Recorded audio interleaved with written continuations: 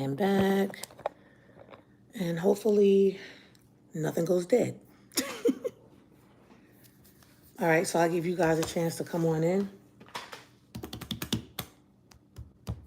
Give you guys a chance to come on in.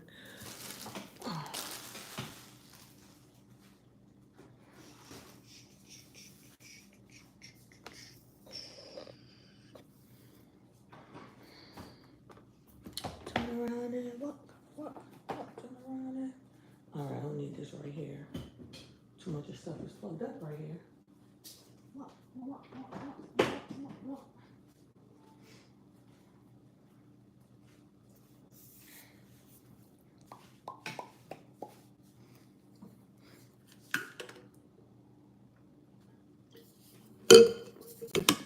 Gonna give you guys a chance to come on in.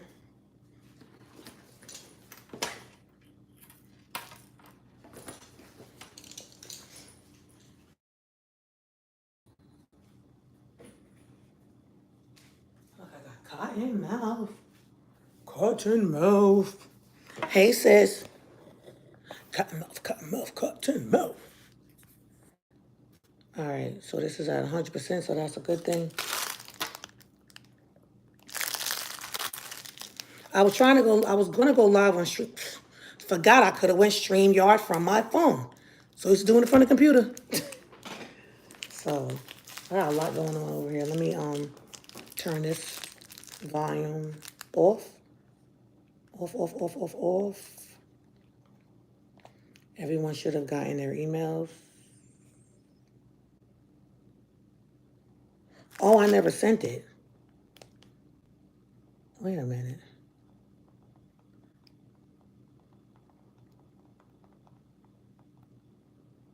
All right, well, it's not dark yet. Hey, everybody, welcome. I'm going to get started in just a few.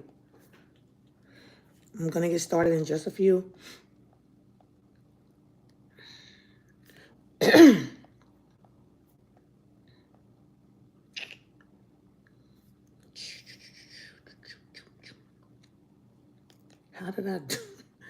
That is so crazy. Oh, that's not it. Here it is. Select. Copy. All right.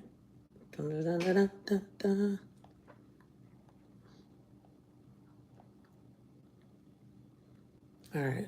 That should be good. All right, guys. So I was trying to figure out, as far as Bible study, where I wanted to go to read. And I said, you know what? Why not just start at the beginning? Because last week we were talking about the Father's covenant with the rainbow and everything. But if you never read the Bible, even thought about reading the Bible, and you didn't know it, then you wouldn't know, from what I went over last week, you would not know how we got up to that point, you know?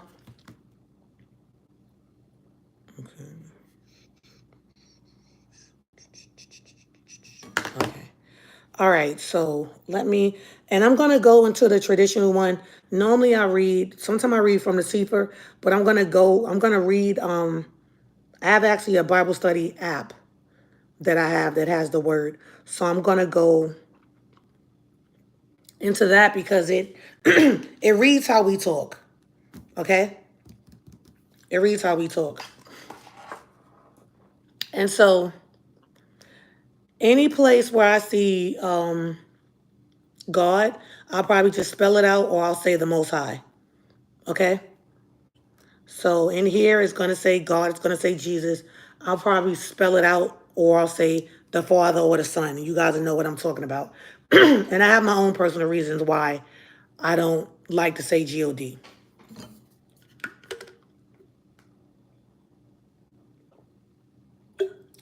The Father says that he doesn't share his name with anyone else. So if he doesn't share his name with anyone else and people call themselves mighty gods and gods, then I feel like God could not be his name nor his title. So you'll hear me say the Most High. All right. So Genesis 1, guys, I'm gonna let you guys get. I'm gonna give you guys a chance to go ahead and get yours together. And I'll turn it like this. for those of you that don't have your Bibles, all right?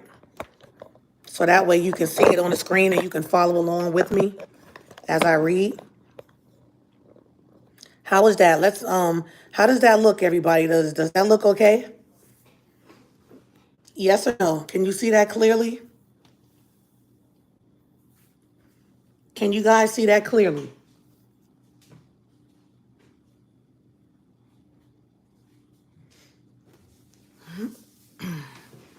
Okay, thank you, Kat.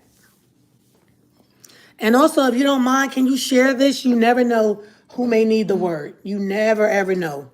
Or who may just be going through something and this can brighten their day.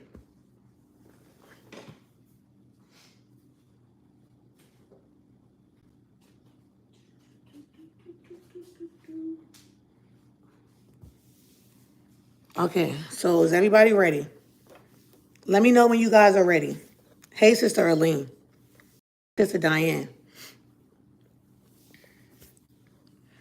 Excuse me. You guys ready? Okay. All right, so Genesis is the beginning. The beginning. You can't have an end without a beginning, right? And you can't have a beginning without an end. So, all right.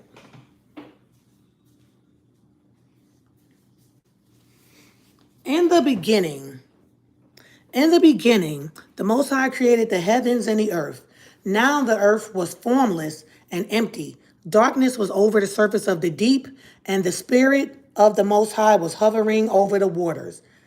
And the Most High said, "Let there be light," and there was light. The Most High saw that the light was good, and he separated the light from the darkness. The Most High called the light day, and the darkness he called night.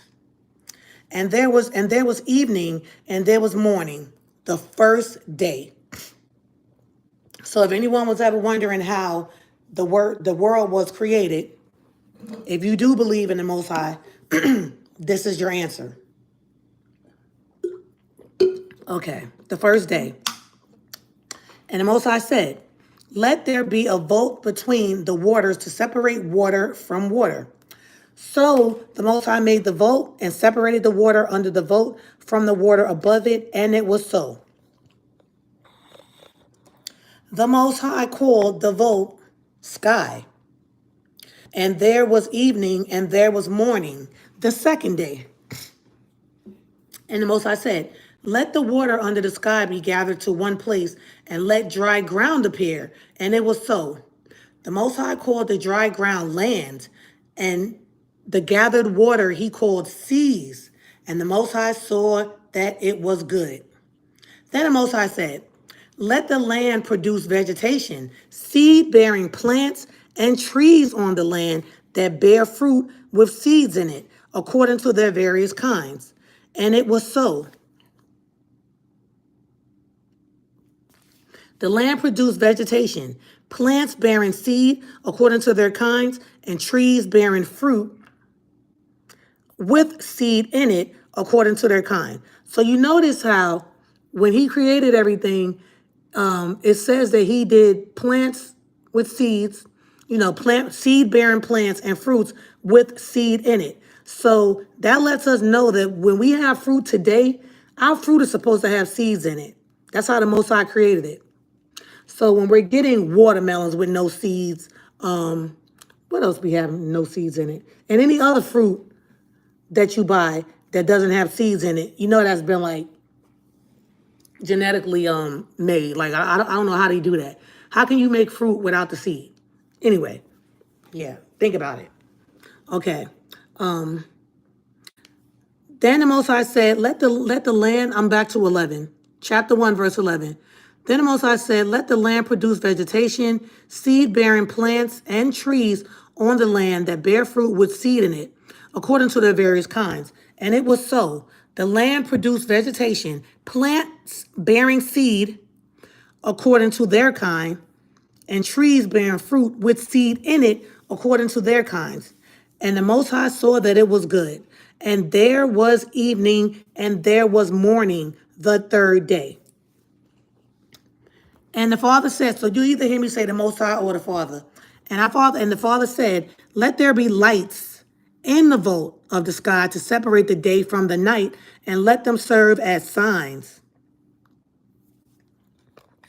to mark sacred times." Hold on. "And let them serve as signs to mark sacred times and days and years, and let them be lights in the vault of the sky to give light on the earth." Excuse me. And it was so. The Most High made two great lights, the greater light to govern the day, and the lesser light to govern the nights. He also made the stars. The Most High set them in the vault of the sky to give light on the earth. 18. To govern the day and the night, and to separate light from darkness. And the Father saw that it was good. And there was evening and there was morning, the fourth day. And the Most High said, "Let the water teem with living creatures, and let birds fly above the earth across the vault of the sky." So the Most High created the greatest creatures of the sea, and every living thing with which the water teems, and that moves about in it according to their kinds, and every winged bird according to its kind. And the Father saw that it was good. The Most High blessed them and said, "Be fruitful and increase in number, and fill the water and the seas, and let the birds increase on the earth." And there was evening and there was morning, the fifth day. So this is creation, guys, and now we're up to the fifth day. And the Father said, "Let the land produce living creatures according to their kinds, the livestock, the creatures that move along the ground, and the wild animals, each according to its kind." And it was so. The Most High made the wild animals according to their kinds, the livestock according to their kinds, and all the creatures that move along the ground according to their kinds. And the Father saw that it was good. Then the Most High said, "Let us make mankind in our image, in our likeness, so that they may rule over the fish in the sea and the birds in the sky, over the livestock and all the wild animals, and over all the creatures that move along the ground." So the Father created mankind in his own image. In the image of the Most High, he created them, male and female, he created them. So the Most High blessed them and said to them, "Be fruitful and increase in number. Fill the earth and subdue it." Okay, so remember, guys, I'm actually reading from a study Bible, okay? I'm reading from a study Bible, but of course you guys need to go back and read what and make sure that you study because they left a lot out. You know, first it was Adam, and then he put Adam to sleep, and then he created Eve from Adam's rib. So hold on. I don't like to read stuff and then because I already know the story, but if you don't know it, then I don't want anyone to stumble. So hold on. Because I don't know, I may just have to read from the Sefer with the original names. Yahuwah and Yahusha. Let's see, where were we? Okay, so I'm going to read from the Sefer, guys. Subdue it, dominion over, yeah. And let's see, the second, this morning over the sixth day, no. And Elohim, let the waters be gathered into one place. No. In the beginning, two lights, dragons. No. No. Okay. Give me 1 second.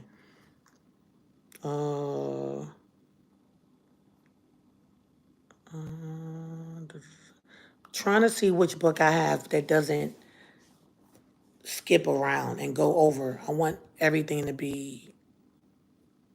I got it. Hold on. Hold on. All right, let's see.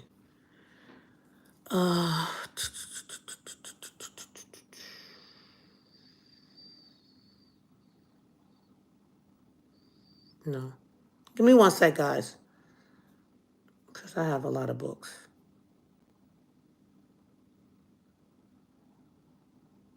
Bless them, replenish. Female equal to female. Okay, yeah, it's fine because that says the same thing. All right. Okay, so it's all right. It's cool. All right, so okay, so so back to 28. So the Most High blessed them and said to them, be fruitful and increase in number, fill the earth and subdue it, rule over the fish in the sea and the birds in the sky, and over every living creature that moves on the ground. All right. Then the Most High said, I give you every seed-bearing plant on the earth of the whole earth, and every tree that has fruit with seed in it. Notice, there we go with the seed again, guys. So that seed is important. It says fruit with the seed in it. It's important. Okay. They will be yours for food. And so the fruit with the seed in it will be theirs for food. So think about it. If you have a fruit with a seed, and with me being a gardener now, what do we do with the seed? We replant that seed for more food. So we can get more reproduction of food, right? More harvest. But if you get fruit that has no seed, how are you gonna get more? How are you gonna get more food? You can't, right? Yeah, unless you go buy some more. And then if you keep buying food, that doesn't have seed, what happens? You got to keep going back and forth to the grocery store, getting these fruits and vegetables that you don't know what's in them, GMOs, pests. You don't know what's in it because you don't know how the people grew them. So, listen to me. What y'all need to start doing is when you get your apples and they have seeds in them, keep them.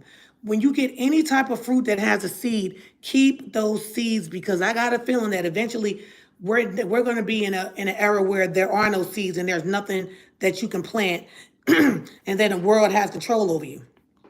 Because you can't even plant your own food, because now they stop selling seeds, or the fruits and vegetables that we're going to have don't have seeds in them anymore. So keep those seeds. Especially if you get a watermelon with seeds, keep those seeds. Hold on.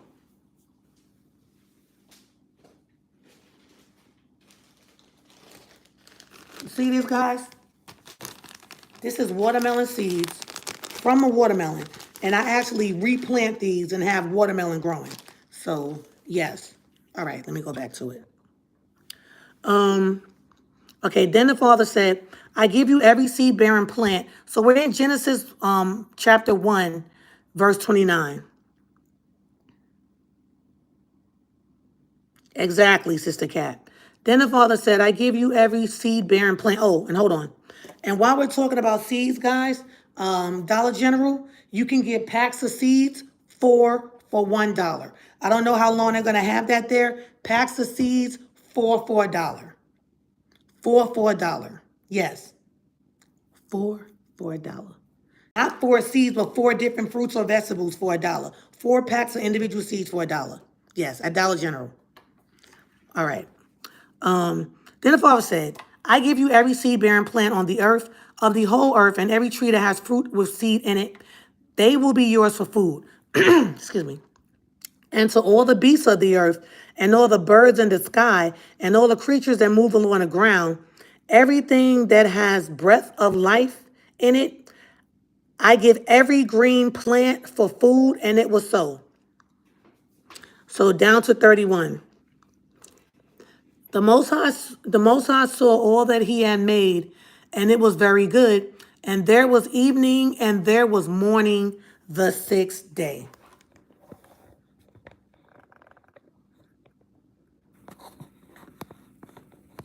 Okay. Chapter 2. Thus the heavens and the earth were completed in all their vast array. By the 7th day, the Father had finished the work he had been doing. So the 7th day, he rested from all his work. Then the Most High blessed the 7th day and made it holy, because on it he rested from all the work of creating that he had done. Remember, guys, what I'm reading is the study Bible version. Okay? Adam and Eve. This is the account of the heavens and the earth when they were created, when the Most High, our Father in heaven, made the earth and the heavens. Now no shrub had yet appeared on the earth, and no plant had yet sprung up. For the Most High, listen, y'all, when I tell you, you know how in the word it says you're not supposed to change anything? So when I read this, right, when I read these, because I've done a lot of studying, and I've studied the Father's true name. So it bothers me a little when I'm reading and I see G-O-D and L-O-R-D, because again, when I used to get confused, I go back to when the Father says, there's no other mighty one above him, and he does not share his name with anyone. So if you think of people in London, they're like, my Lord, my Lord, my Lord. You know? You think of 5%ers, they call themselves gods. And you think of Hercules and, different things like that. So I'm just like, that can't possibly be his name or his title. So that's why you guys hear me saying the Most High or the Father, because I definitely don't want to call him something that he's not, that's not his name, and I don't want to take his name in vain. So I just prefer to say the Most High or our Father in heaven. So that's the reason why I don't say the Lord and the God, because I feel like when you say Lord, you could say that could be anybody, not the Most High. So I feel, me personally, when I say the Most High, my Father in heaven, or our Father in heaven, that it doesn't get any higher than that for me.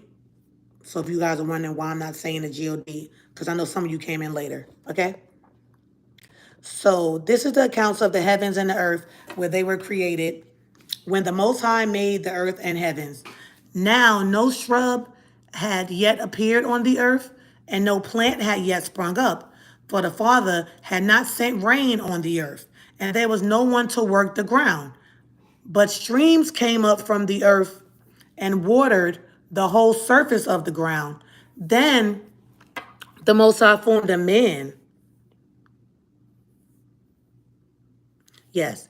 Then the Most High formed a man from the dust of the ground and breathed into his nostrils the breath of life.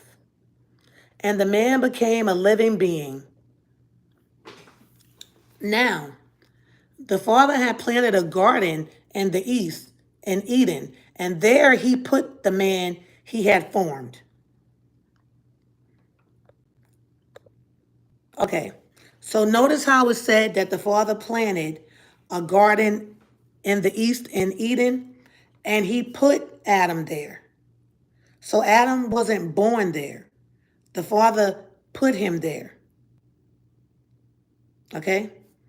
Oh, Sister Diane, if I said Dollar General, I meant to say Dollar Tree. My bad. Thank you.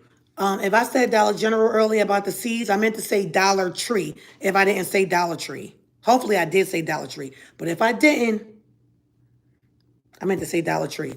Okay. So he said that he planted a garden in the east, in Eden, and then he placed the man there that he formed. Okay? Placed the man there that he formed. The Most High made all kinds of trees grow out of the ground, trees that were pleasing to the eye and good for food. In the middle of the garden were the tree of life and the tree of knowledge of good and evil.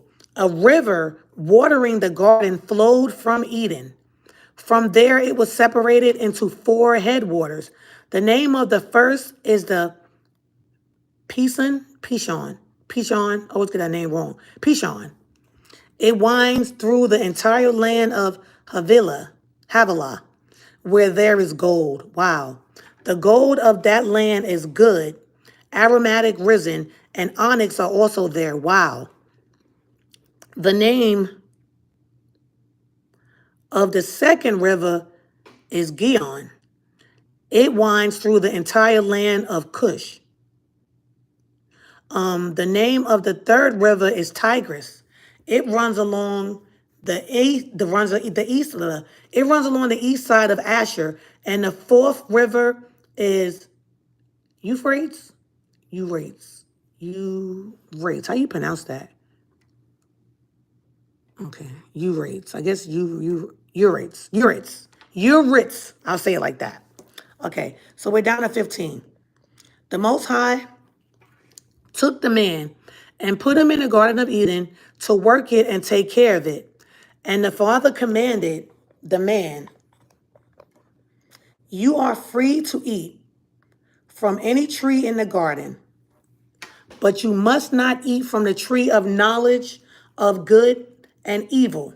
For when you eat from it, you will certainly die." So that's the first thing he said to him. Don't eat from that tree. You can eat, you're free to roam, you're free to do this and that, but you cannot eat from this tree. If you do, you will certainly die. The Most High said, "It is not good for the man to be alone. I will make a helper suitable for him," or some of the words says help me. Now the Father had formed out of the ground all the wild animals and all the birds in the sky. He brought them to the man to see what he would name them, and whatever the man called each living creature, that was its name. So the man gave names to all the livestock, the birds in the sky, and all the wild animals.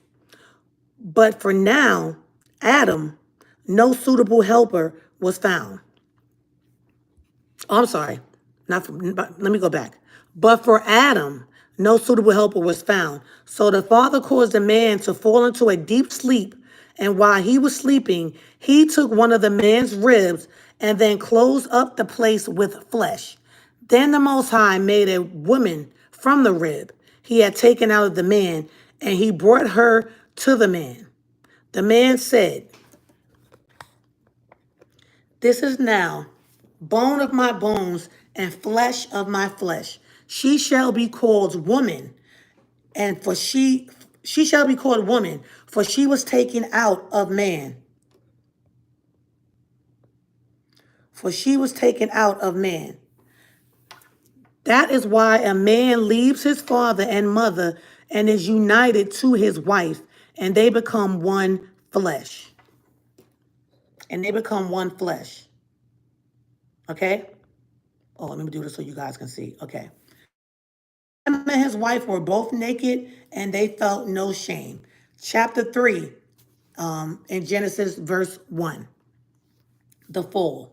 Now, the serpent was more crafty than any of the wild animals the Most High had made. He said to the woman, "Did the Father really say you must not eat from any tree in the garden?" The woman said to the serpent, "We may eat fruit from the trees in the garden, but the Most High did say, you must not eat fruit from the tree that is in the middle of the garden, and you must not touch it, or you will die." "You will not certainly die," the serpent said to the woman, "for the Father knows that when you," let me go over here, "for the Father knows that when you eat from it, your eyes will be opened, and you will be like the Most High, knowing good and evil." When the woman saw that the fruit of the tree was good for food and pleasing to the eye, and also desirable for gaining wisdom, she took some and ate it. Uh-oh. She also gave some to her husband who was with her, and he ate it. Then the eyes of both of them were opened, and they realized they were naked. So they sewed fig leaves together and made coverings for themselves. Then the man and his wife heard the sound of the Most High as he was walking in the garden in the cool of the day, and they hid from the Most High among the trees of the garden. But the Father called to the man, "Where are you?" Okay, guys. So they said that they hid. They heard him walking. Oh, you, and I'm saying, oh my goodness. Can you imagine being able to live around that time and be able to see the Father and not only hear him, but physically see him? That's amazing. And it's going to be like that again, but that is wow. Wow. Right now we have to have faith to believe that he's here with us always, because we can't see him physically. But wow, that's hallelujah. Okay. Then the man and his wife heard the sound of the Most High Our Father in heaven, as he was walking in the garden in the cool of the day, and they hid from the Most High among the trees of the garden. But the Father called to the man, "Where are you?" He answered, "I heard you in the garden, and I was afraid because I was naked, so I hid." And he said, "Who told you that you were naked? Have you eaten? Have you eaten from the tree that I commanded you not to eat from?" The man said, couldn't throw Eve under the bus. The man said, "The woman you put here with me,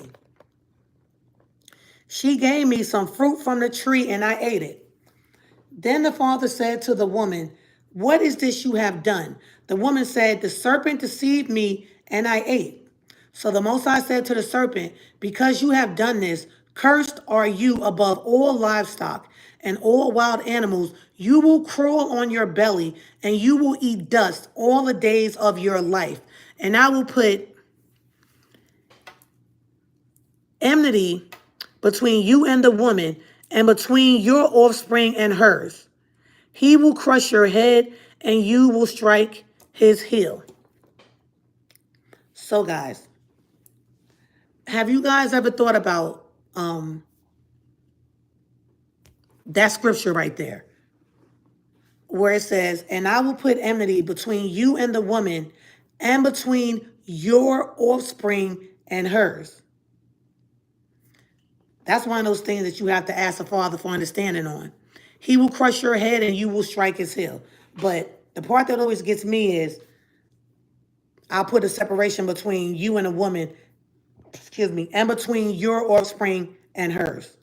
Yeah, something to think about. Okay, to the woman he said, "I will make your pains in childbearing very severe. With painful labor, you will give birth to children. Your desire will be for your husband to rule over you." To Adam he said, "Because you listened to your wife and ate fruit from the tree about which I commanded you, you must not eat from it. Cursed is the ground because of you. Through painful toil, you will eat food from it all the days of your life.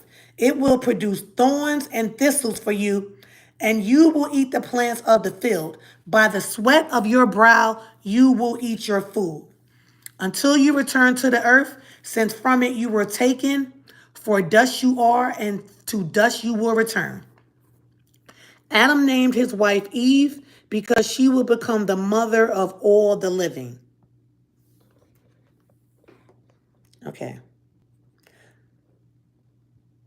The Father made garments of skin for Adam and his wife and clothed them. And the Most High said, "The man now has become like one of us, knowing good and evil. He must not be allowed to reach out his hand and take also from the tree of life and eat and live forever." So the Most High banished him from the Garden of Eden to work the ground from which he had been taken. After he drove the man out, he placed on the east side of the Garden of Eden cherubim and a flaming sword, flashing back and forth to guard the way to the tree of life. Chapter 4, verse 1 in Genesis. Cain and Abel. Adam made love to his wife, Eve, and she became pregnant and gave birth to Cain.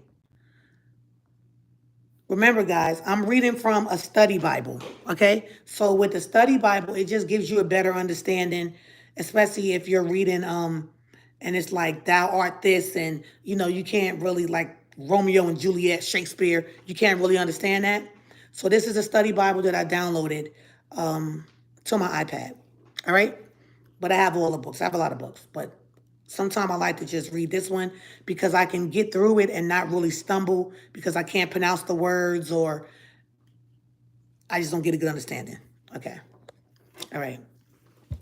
Adam made love to his wife, and she became pregnant and gave birth to Cain.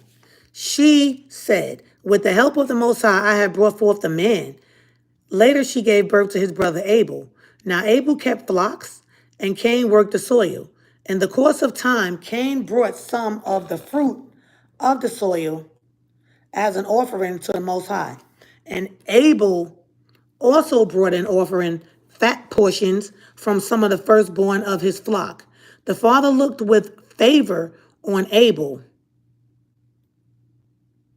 The father looked with favor the father looked with favor on Abel and his offerings. Hold on one second, let me tell you. So it just says Bible study. See? That's how it looks. And it is in the App Store. All right? Okay, let me go back here. And Abel also brought an offering, fat portion, back to 4. Chapter 4, verse 4. And Abel also brought an offering, fat portion from some of the firstborn of his flock. The father looked with favor on Abel and his offerings, but on Cain and his offerings, he did not look with favor. So Cain was very angry, and his face was downcast. Then the father said to Cain, "Why are you angry? Why is your face downcast? If you do what is right, will you not be accepted? But if you do not do what is right, sin is crouching at your door. It desires to have you, but you must rule over it." Now Cain said to his brother Abel, "Let's go out to the field." While they were in the field, Cain attacked his brother Abel and killed him. Then the father said to Cain, "Where is your brother Abel?" "I don't know," he replied. "Am I my brother's keeper?" The father said, "What have you done? Listen, your brother's blood cries out to me from the ground. Now you are under a curse and driven from the ground.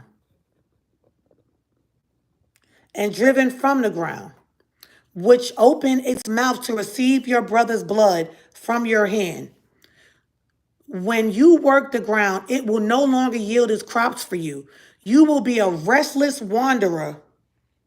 You will be a restless wanderer on the earth." Cain said to the Most High, "My punishment is more than I can bear. Today you are driving me from the land, and I will be hidden from your presence. I will be a restless wanderer on the earth, and whoever finds me will kill me." Now, listen, y'all. I don't know about you, but that part used to confuse me because at the time, there was only Adam and Eve and her children. So when Cain said, "Whoever find me will kill me," I was like, well, who else is on the earth? It was just dumb right now, unless he's seeing into the future. It was just him at that moment and his brother. I don't even think Eve had the daughters yet. Hold on.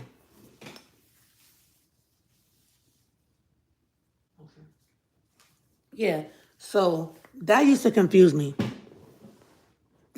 It did. All right, I just wanted to say that. Okay. All right. I will be a one. I'll go back to 13. Cain said to the Most High, "My punishment is more than I can bear. Today you are driving me from the land, and I will be hidden from your presence. I will be a restless wanderer on the earth, and whoever finds me will kill me." But the father said to him, "Not so.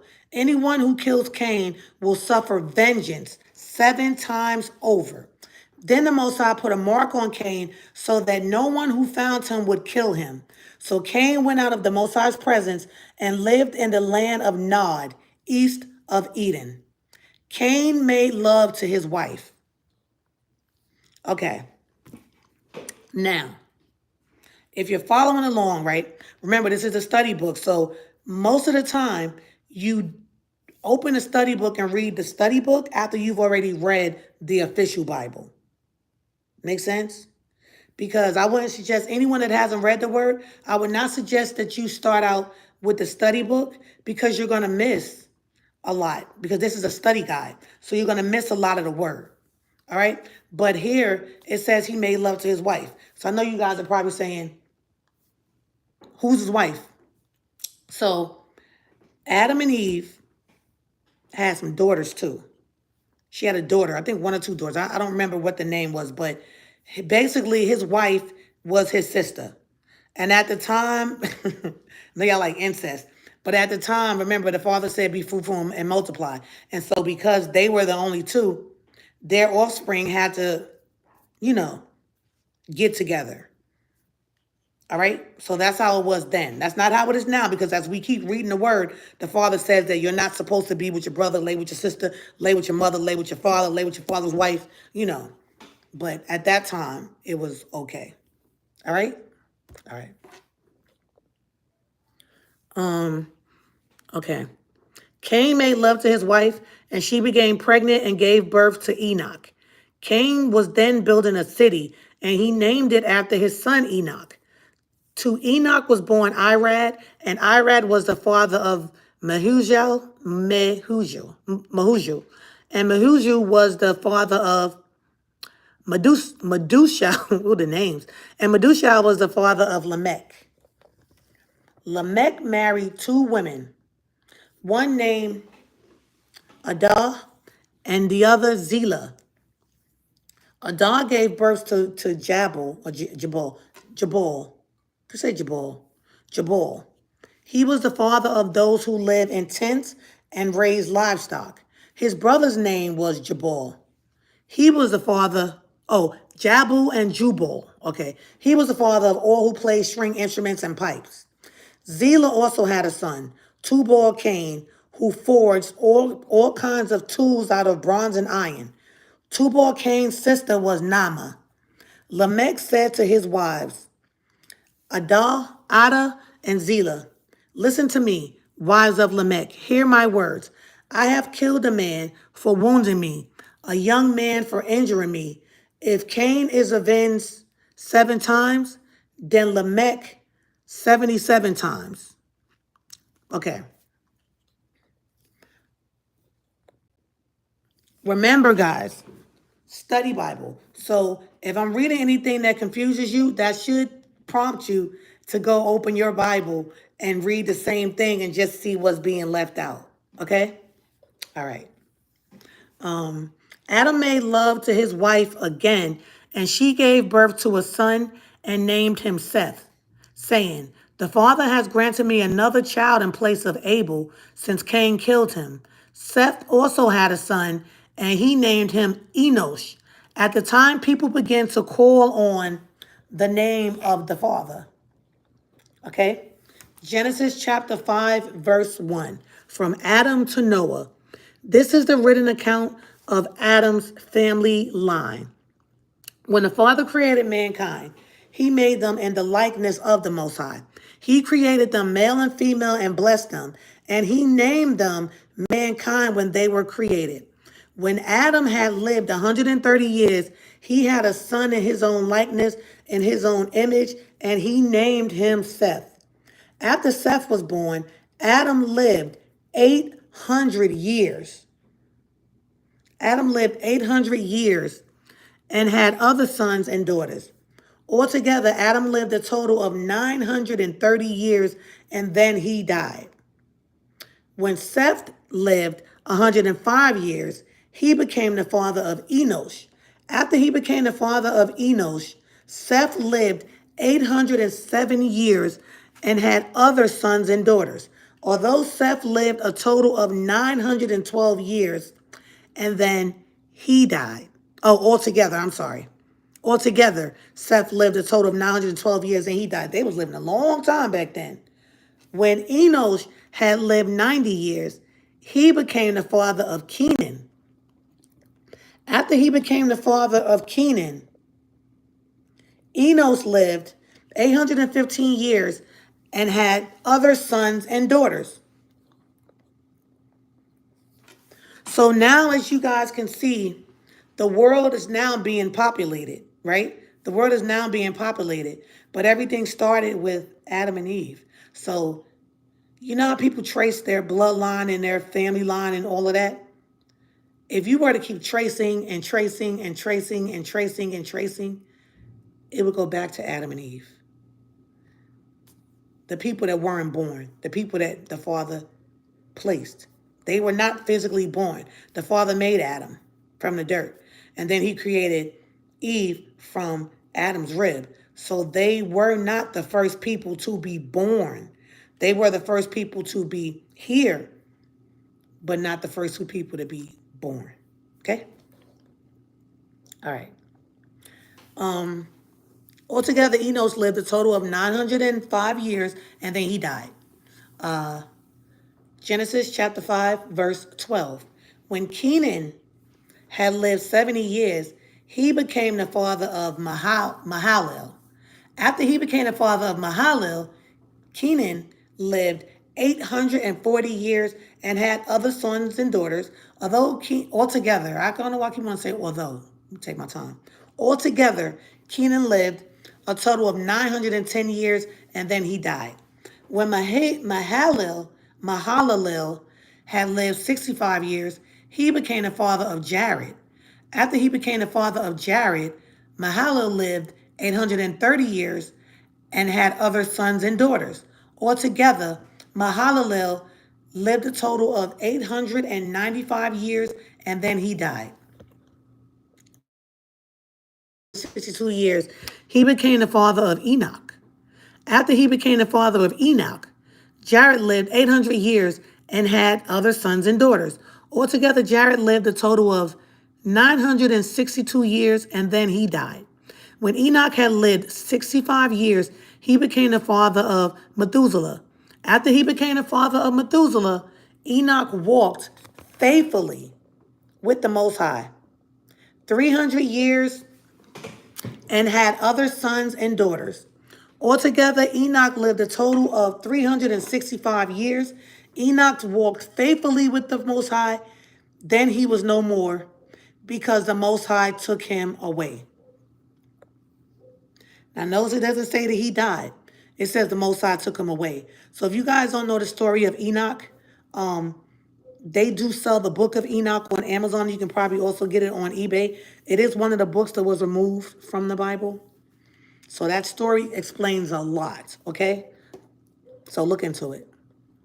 When Methuselah had lived 187 years, he became the father of Lamech. After he became the father of Lamech, Methuselah lived 782 years and had other sons and daughters. Although Methuselah lived a total of 960, why do I keep saying although? I'm sorry. Altogether, and I think because I keep looking here, altogether, Methuselah lived a total of 969 years and then he died. When Lamech had lived 182 years, he had a son. He named him Noah and said, "He will comfort us in the labor and painful toil of our hands caused by the ground the Father has cursed." After Noah was born, Lamech lived, yes, after Noah was born, Lamech lived 595 years and had other sons and daughters. Altogether, Lamech lived a total of 777 years and then he died. After Noah was 500 years old, he became the father of Shem, Ham, and Japheth. Japheth.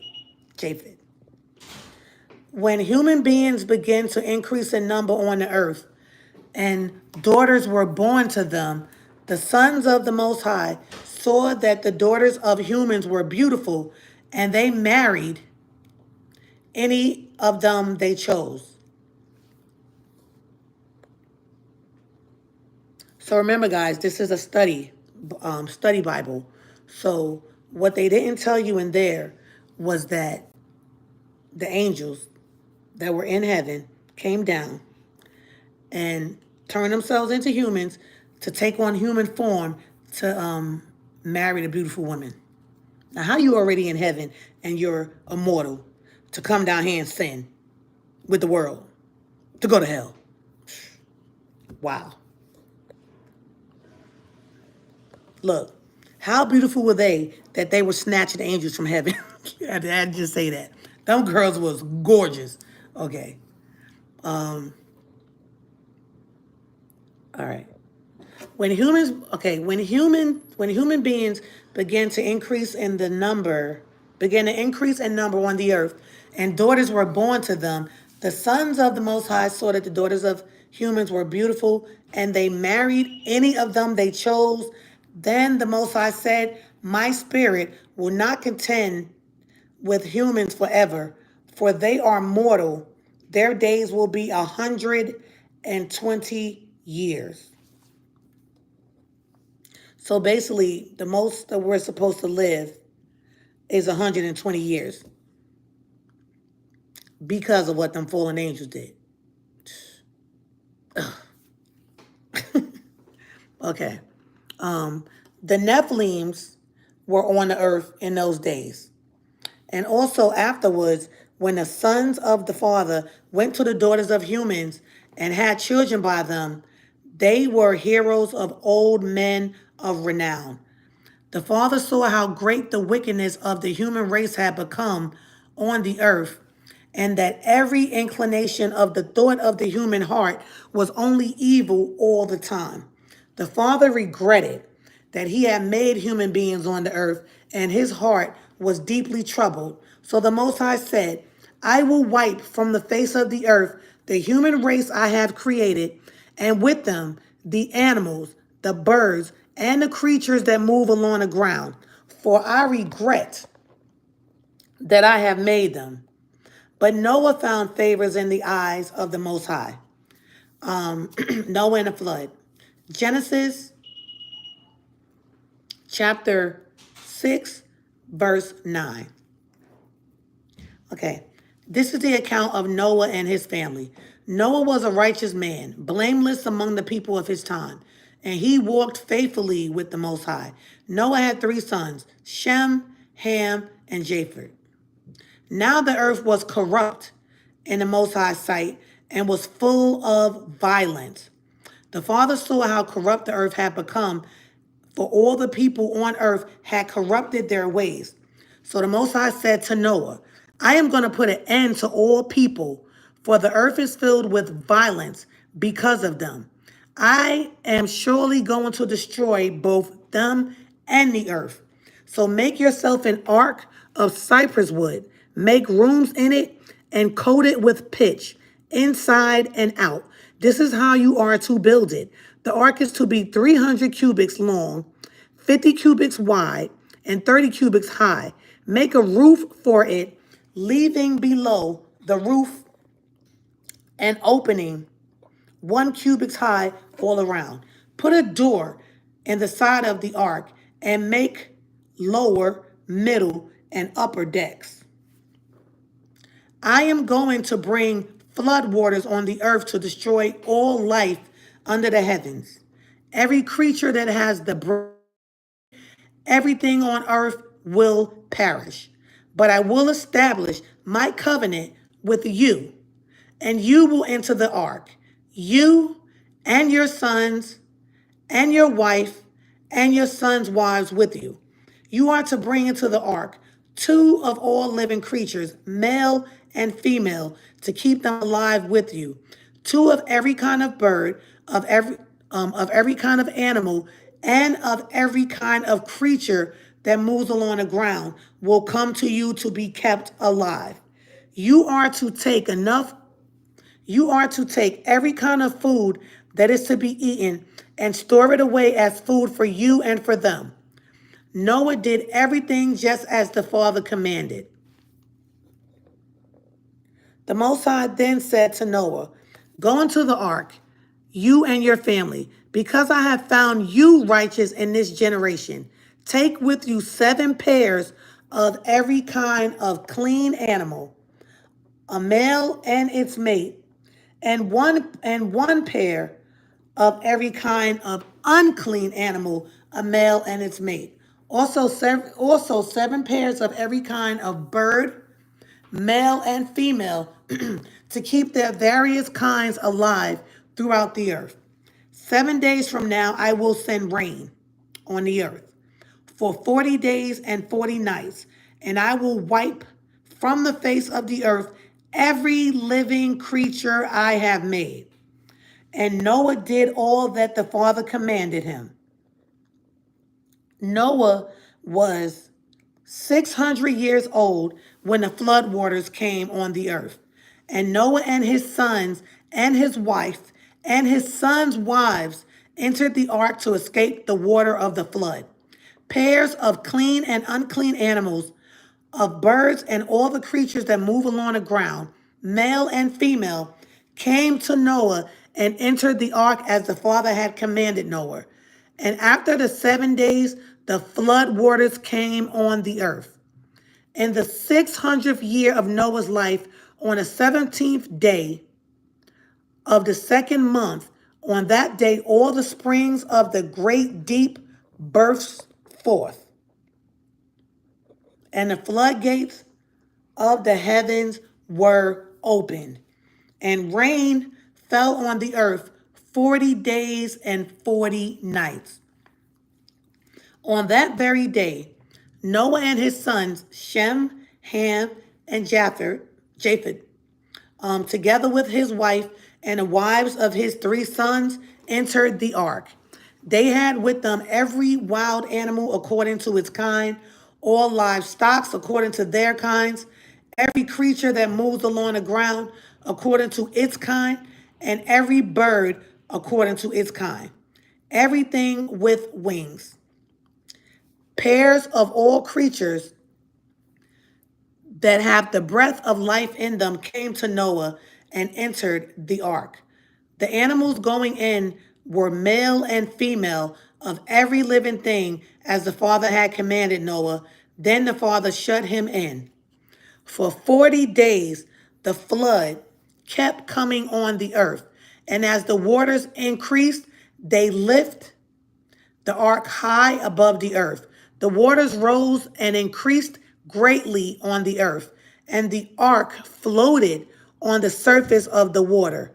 They rose greatly on the earth, and all the high mountains under the entire heavens were covered.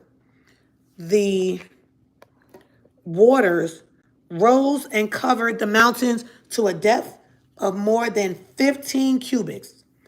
Every living thing that moved on land perished: birds, livestock, wild animals, all the creatures that swarm over the earth, and all mankind.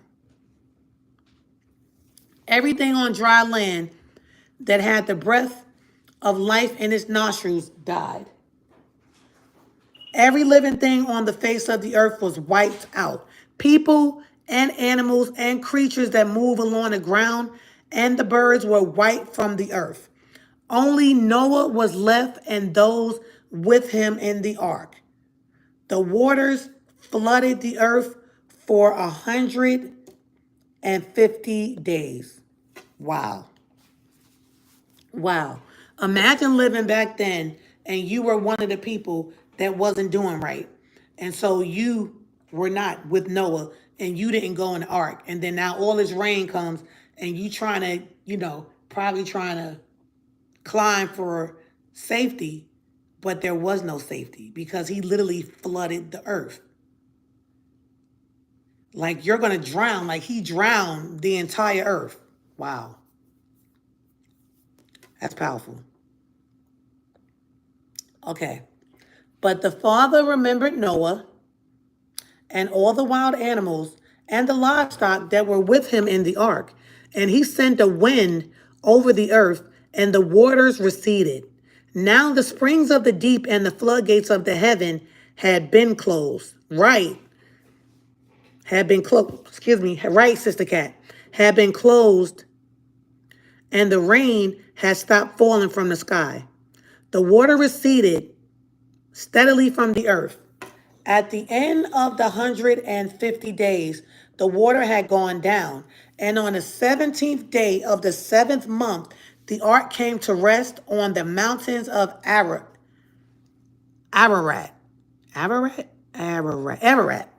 The waters continued to recede until the 10th month. So that's 3 months. And on the first day of the 10th month, the top of the mountains became visible.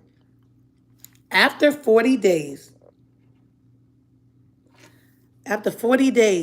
Noah opened a window he had made in the ark and sent out a raven, and it kept flying back and forth until the water had dried up from the earth. Then he sent out a dove to see if the water had receded from the surface of the ground. But the dove could find nowhere to perch because there was water over all the surface of the earth. So it returned to Noah in the ark. He reached out his hand and took the dove and brought it back to himself in the ark. He waited 7 more days and again sent out the dove from the ark. When the dove returned to him in the evening, there in its beak was a freshly plucked olive leaf. Then Noah knew that the water had receded from the earth. He waited 7 more days and sent the dove out again, but this time it did not return to him. By the first day of the first month of Noah's 601st year, the water had dried up from the earth. Noah then removed the covering from the ark and saw that the surface of the ground was dry. By the 27th day of the second month, the earth was completely dry. Then the Most High said to Noah, "Come out of the ark, you and your wife and your sons and their wives. Bring out every kind of living creature that is with you, the birds, the animals, and all the creatures that move along the ground, so that they can multiply on the earth and be fruitful and increase in number on it." So Noah came out together with his sons and his wife and his sons' wives, all the animals and all the creatures that move along the ground, and all the birds, everything that moves on land came out of the ark, one kind after another. Then Noah built an altar to the Most High, and taken some of all of the clean animals and clean birds, he sacrificed burnt offerings on it. He sacrificed burnt offerings on it. The father smelled the pleasing aromas and said in his heart, "Never again will I curse the ground."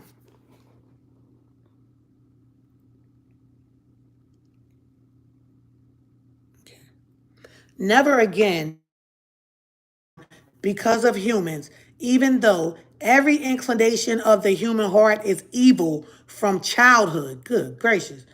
And never again will I destroy all living creatures as I have done.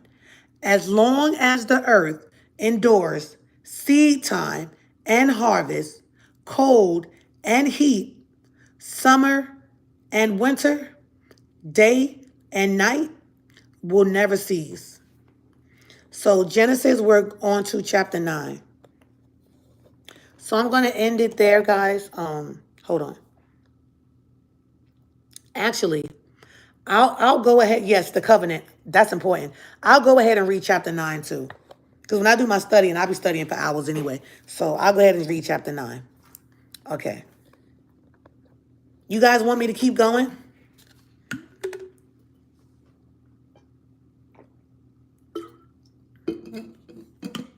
Type hallelujah if you want me to keep going.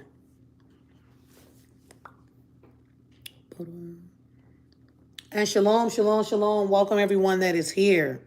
Welcome everyone that is here. Okay, I will. Okay.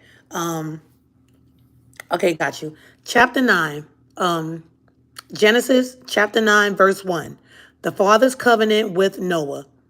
Then the Most High blessed Noah and his sons, saying to them, "Be fruitful and increase in number and fill the earth."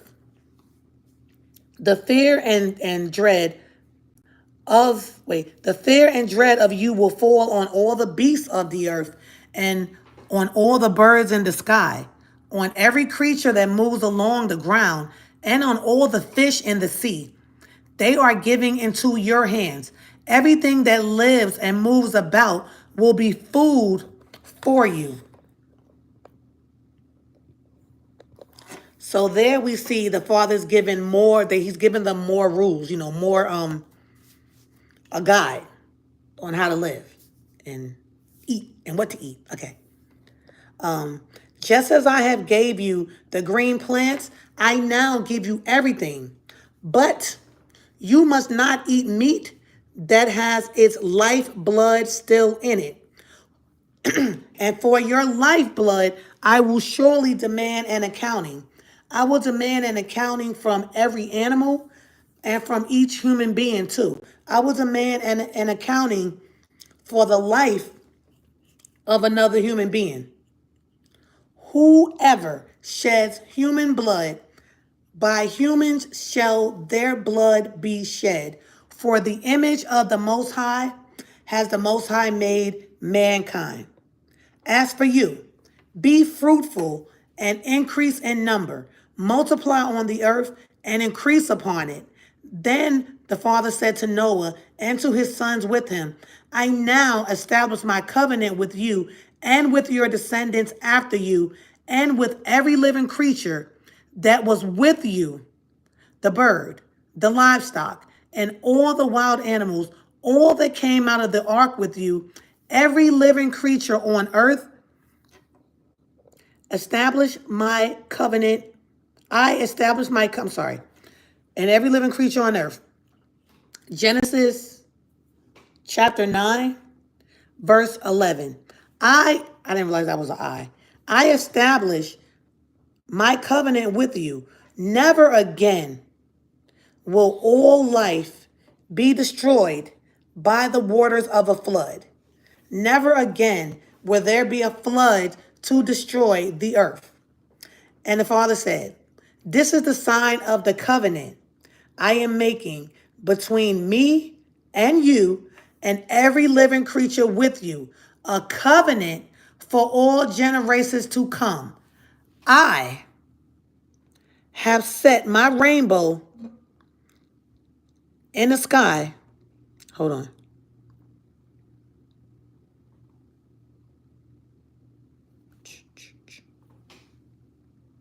Okay. I have set my rainbow in the sky, and it will be the sign of the covenant between me and the earth.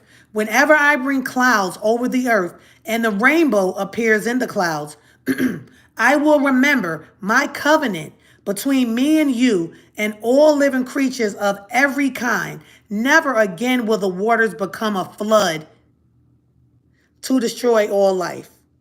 Whenever the rainbow appears in the clouds, I will see it and remember the everlasting covenant between the Most High and all living creatures of every kind on the earth. Do a little sidebar. Nowhere in there do you see that the Father said, when you see a rainbow, that's for gay pride. Stop the madness, please. Stop the madness. They should be, listen, that alone, you take a symbol and a sign of the covenant and use it for something that the Father considers an abomination. Woo! Whew. That's all I'm going to say. I'm going to leave it right there.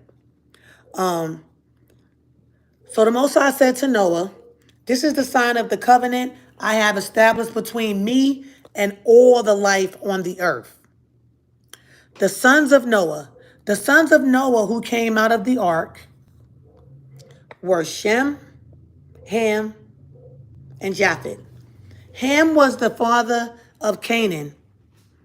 These were the three sons of Noah, and from them came the people who were scattered over the whole earth. So it goes back to them too. So who are you? A descendant of Noah and his sons. Who are we? Descendants of Noah and his sons. And then it goes back to Adam and Eve. So when you keep tracing, once they were the only people left on earth. So clearly, you're descendants of them, right?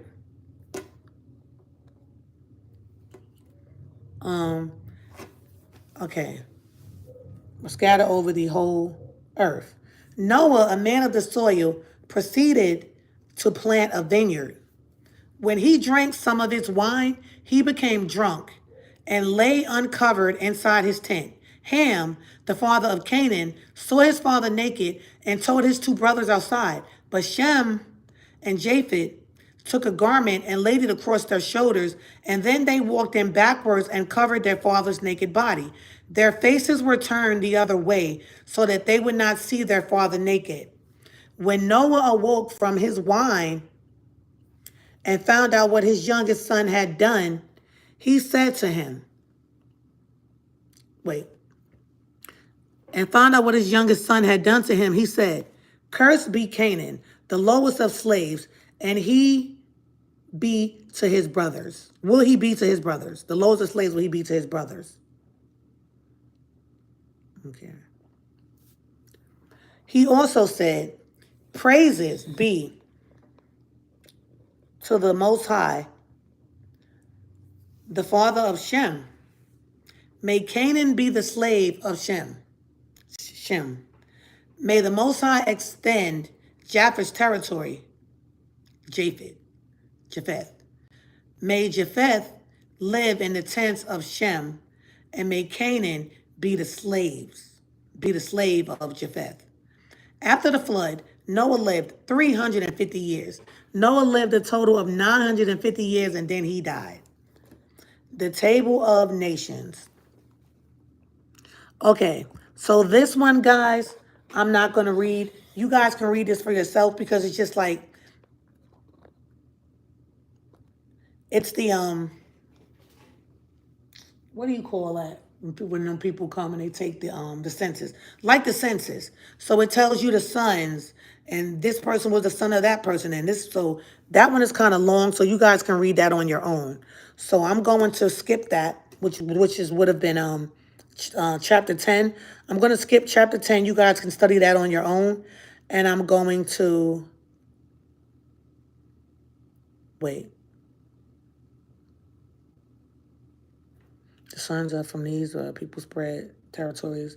Cush was the father of Nimrod. And no, I'll read it. I'll read the generations. I'll go ahead and read it. All right, I'll go ahead and read it. The Table of Nations. This is the account of Shem, Ham, and Japheth. Noah's sons, who themselves had sons after the flood, the Japhites. The sons of Japheth. Okay, so you guys see the names here. I'll let you guys read it. Gomer, Magog says, I don't want to mess the names up. All right, now let's go here. The sons of Javan, Elishai, Tarshish, and the Kitties and the Rodanites. From these, the maritime people spread out into their territories by their clans within their nations, each with his own language. The Hamites, the sons of Ham, Cush, Egypt, Put, Canaan, the sons of Cush, Seba, Havilah, Zapta, Rama, and Zaptika, the sons of Rama, Sheba, and Dedan. Cush was the father of Nimrod, who became a mighty warrior on the earth. He was a mighty hunter before the Most High. That is why he was a mighty hunter before the Most High. That is why it is said, like Nimrod, a mighty hunter before the Most High. The first centers of his kingdom were Babylon, Uruk, Akkad, and Calneh, and Shinar. From that land, he went to Azoria, where he built Nineveh.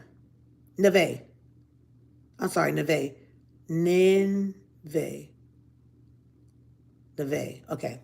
Rehoboth, Kala, and Rezin, which is between Nineveh and Kala, which is the great city. Okay. Egypt was the father of, and these are the names, guys. You can read them yourself. And then I'm here. Canaan was the father of Sidon, his firstborn, and the Hittites, Jebusites, Amorites, Girgashites, Hittites, Architites, Sinites, Arvadites, Zemarites, and Hamathadites. I'm sorry, guys. I'm tearing them names up. Later, the Canaanite clans scattered, and the borders of Canaan reached from Sidon towards Gerar, as far as Gaza, and then towards Sodom, Gomorrah, Admah, and Zeborim, as far, right, as far as Lasha. These are the sons of Ham by their clans and languages and their territories and nations. Okay. Sons were also born to Shem, whose older brother was Japhet. Shem was the ancestor of all the sons of Eber. All right, so these are the names, guys. More names of the generations.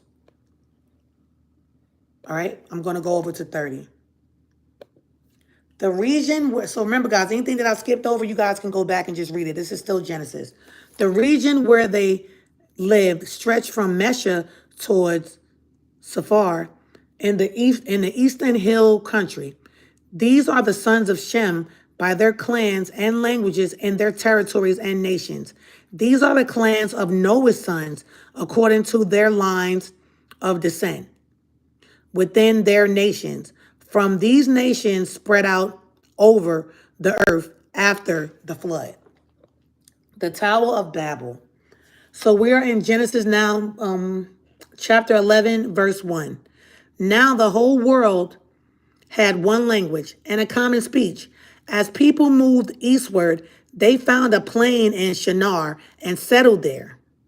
They said to each other, "Come, let's make bricks and bake them thoroughly." They used bricks instead of stone and tar for mortar. Then they said, "Come, let us build ourselves a city with a tower that reaches to the heavens, so that we may make a name for ourselves. Otherwise, we will be scattered over the face of of the whole world." But the Father came down to see the city and the tower the people were building. The Father said, "If, as one people speaking the same language, they have begun to do this, then nothing they plan to do will be impossible for them. Come, let us go down and confuse their languages so they will not understand each other." So the Father scattered them from their over all So the Father scattered them from there over all the earth, and they stopped building a city.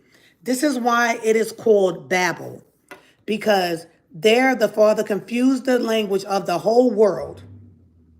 From there the Father scattered them over the face of the whole earth. Let's see. Okay. All right, guys. So I'm going to stop at, let's see. I'll stop at 12. Yeah, I'll stop at 12. What was I? The whole earth appeared, turned to the, no. Okay, from Shem to Abram. Now we're on 10. This is the account of Shem's family line. 2 years after the flood, when Shem was 100 years old, he became the father of Arphaxad.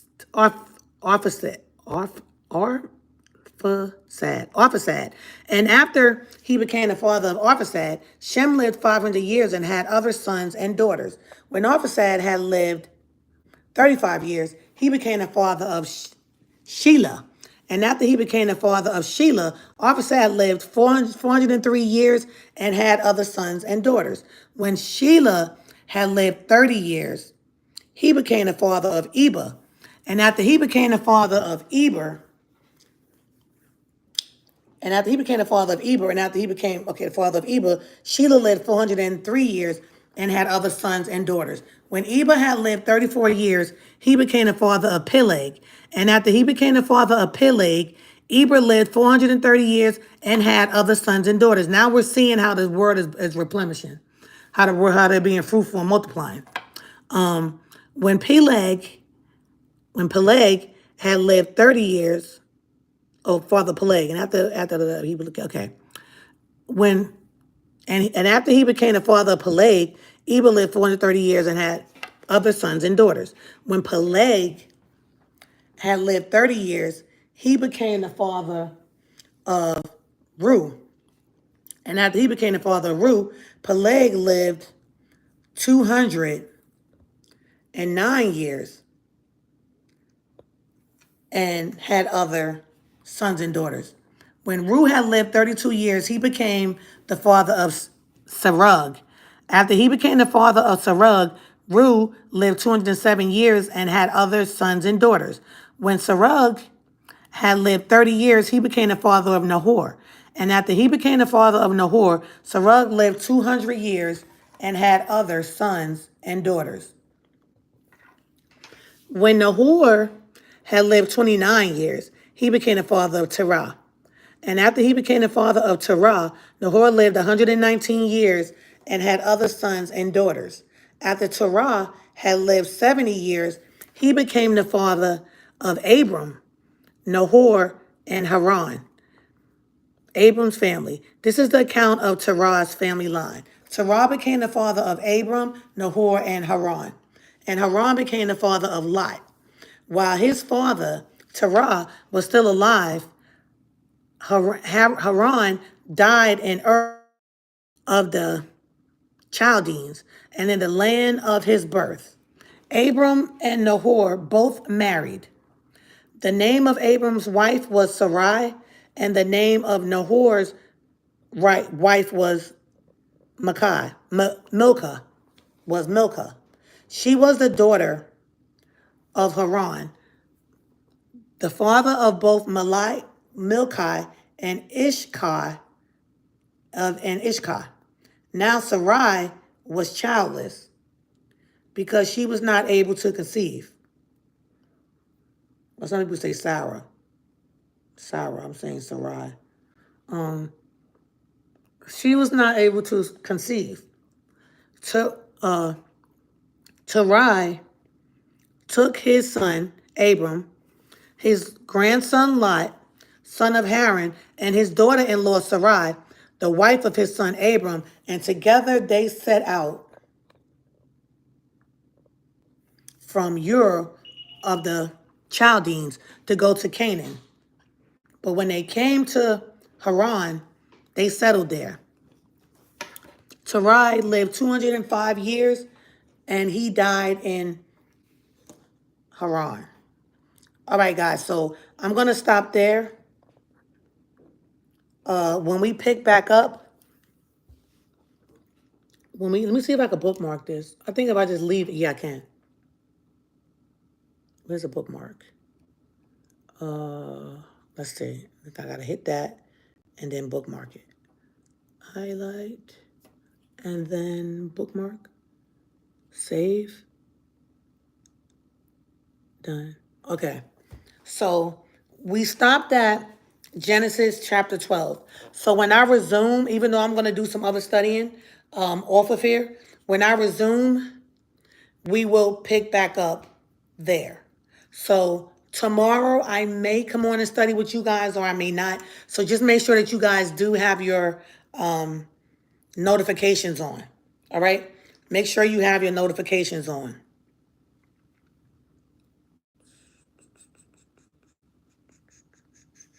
Make sure you guys have your notifications on, okay? So let's see. The way that you can tell that your notification is on, let me show you. Let me go to Anisha's channel because I'm subscribed to her. I'll go to Skin Passion by Nia. I'll go to Nia's channel. All right, so let me show you. Yes.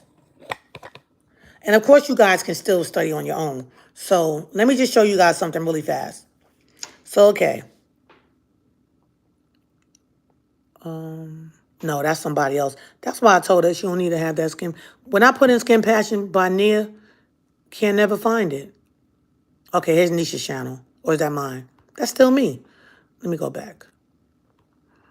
I don't know why her channel didn't come up. Let me go to Nisha Daniels. There I am. Here I go. Okay. So we'll go here. This is Nisha's channel, right? So notice how it says subscribed and the bell is dark. Watch this.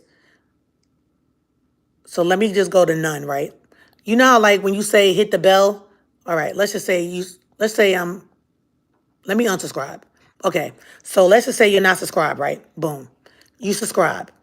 Then the bell looks like that. And we always say hit the bell for notifications. So you hit it and then you go up here and you're like, well, I see it says all and the all is dark. But right now it just says personalized none all. So when you hit the bell for notifications, you don't have any notifications yet. So what you need to do is hit all. Once I hit all, notice how that went dark. Let me do it again. Unsubscribe. So I'm subscribed to the channel. The bell is clear. I hit the bell. Wait. Okay. Let me do it again. I subscribe to the channel. Let me show you guys. And then you see a bell. So the bell is just clear. So at this point, you're like, okay, I see the bell, so I should be having notifications. No, you still have to tap that bell, and you'll see three things. All, need to tap all. Once you tap all, the bell will get dark, and then you will be subscribed with all notifications. So that way, any notification, anytime that I post a video, gotta let my dogs in. Anytime that I post a video, or I go live, or I post a short, or I post anything, you guys will actually get a notification. So that is what you have to do. And I realized that last week when my husband and I was on YouTube, and I told him to just go because he wasn't getting my notifications. So I said, well, go through and look. And his was not on there. It wasn't tapped, which I know it was at one time. So I think it's something with YouTube. I feel like they be unsubscribing people and undoing the bell. You about to go? Yeah, So what do you say about the car? It's gonna be good? it was getting hot, so I'm driving this car. Oh, okay. But the fire's still You gonna drive the truck or the Benz? the truck. You driving his big truck? Yeah. Oh, okay. Duh. You drive trucks all the time. Love you. I ain't back tonight. Oh, okay. You always say you'll be back tomorrow. No, I ain't back tonight. Oh, okay. Let me let my dogs in. So, I pray you guys enjoyed that Bible scripture. Remember years ago I used to come on and we would have Bible study? And I was doing it like weekly. I think like every like a couple of days out of the week I think I used to do it. So that was really fun. You know. That was really fun. So, I love you guys. I got to close the greenhouses. You all right?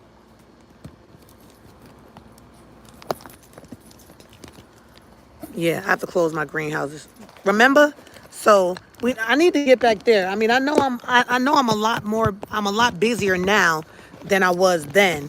So I had a lot of time, but I mean, I study every day. You know, even if I don't do hours and hours of study, guys, I make sure that I get the word in somehow daily.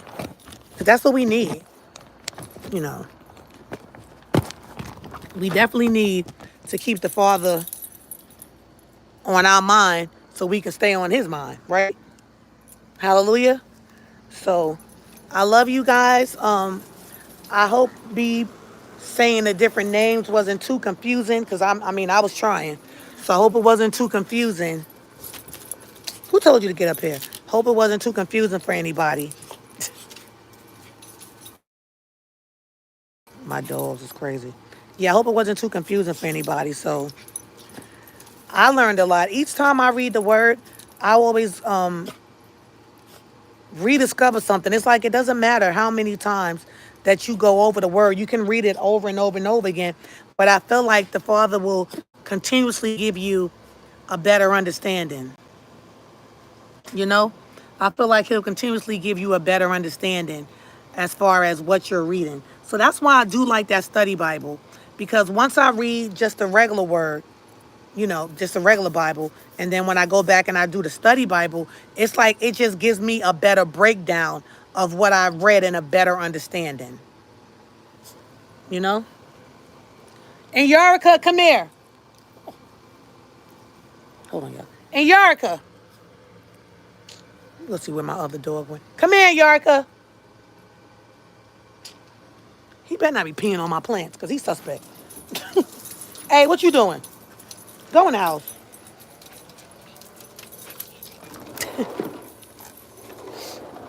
So yeah, so as I was saying, thank you guys for coming on. You know, this is what they consider church when two or three gather together, and it was 10 of us or 11 or 12. So yes, you don't have to go to a physical building to have study. You know, some people think that you have to do that, but half the people that's in the building ain't right. I'm just saying. So, you know, they ain't right. Not saying all of them aren't right, but a lot of them aren't right. Just saying. So, yeah. This is, this I know that this makes the angels and the Father rejoice. Hey, Sister Sharon. Hallelujah. Blessings, my sister. Yes. So I will, most high willing, when I have the free time, because I also have like the Bible audio app. So like when I'm gardening, I'll have my fanny pack on, I'll have my headphones in, my headphones in my ears, and then I'll have the word playing as well. So there's different ways, guys, of getting the daily word. There's different ways of getting the daily word. What would happen to us if the Father decided that He didn't want to wake us up? We be dead, right? Because we get our breath from Him every day. So what would happen if He said, "I'd rather go on Facebook today. I ain't gonna wake up a dweller." Y'all know what I'm saying. Or I'm gonna go to the north side of heaven, and I ain't gonna wake up nobody today. So we have to think about those things. Like, life is precious, guys. We did not put ourselves here. You know, I'm not the supreme being. I just didn't just happen and just put myself here.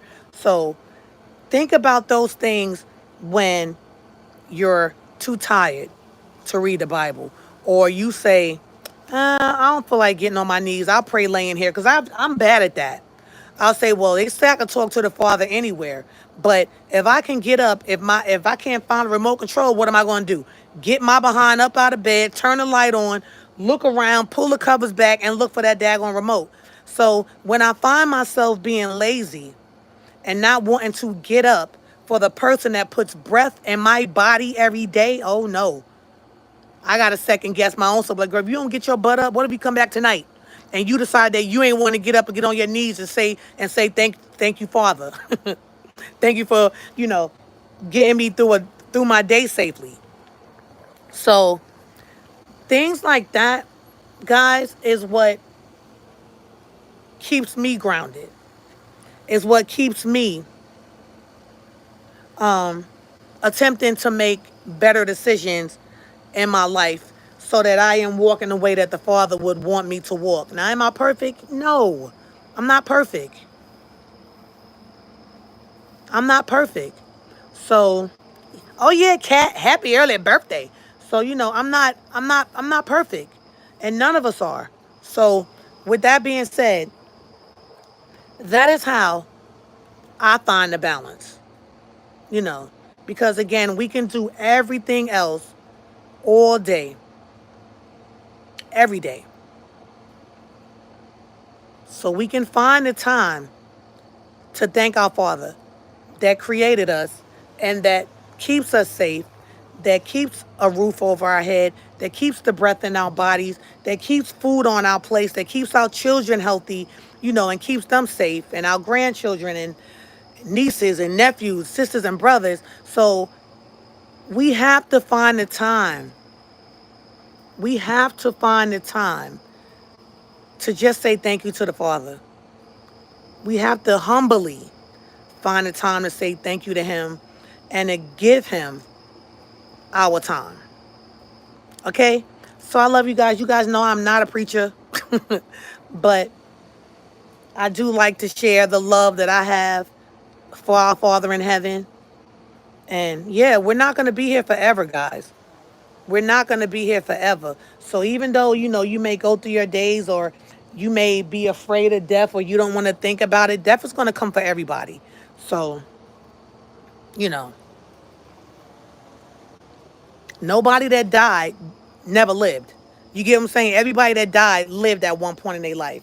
So we just have to keep saying, I got time for Him. I got time for Him. Because the enemy will tell you you're tired.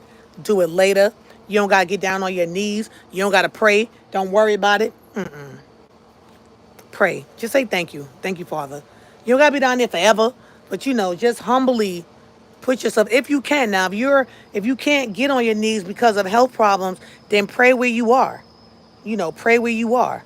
But if you can't get on your knees, and every day you going to work, or you driving, or you watching TV, or you cooking, or you gardening, or any of those things, you can humbly honor the Father. So I thank you guys. Before, when I used to come on live, I used to say a prayer with you guys, but it says that we are not supposed to. You're not supposed to pray in public. When you get more into the word, you will see that. So you guys can say your own personal prayers, but I just want to say thank you, Father, hallelujah. Just thank you for allowing me to come on to YouTube and fellowship with my brothers and my sisters. Okay? So this is the Sabbath, guys. Shabbat Shalom. The Father says, he worked 6 days. On the seventh day, he made the seventh day holy. And that is the Sabbath, which is right now because it is sundown. So the Sabbath is sundown to sundown. That is something that's in the Bible that we all are supposed to do if you believe in the word, not just certain people. Once you read it, I mean, his chosen, of course, but once you read it and you start to learn him more and you start to learn his word more, you will realize that that is something that we should all be taking part in. All right? So again, I love you guys. I thank you for being here. And if I am gonna come on tomorrow, well, you guys got listen. You'll have your notification.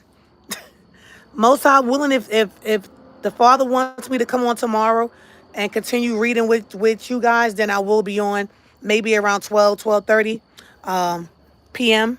Eastern Standard Time.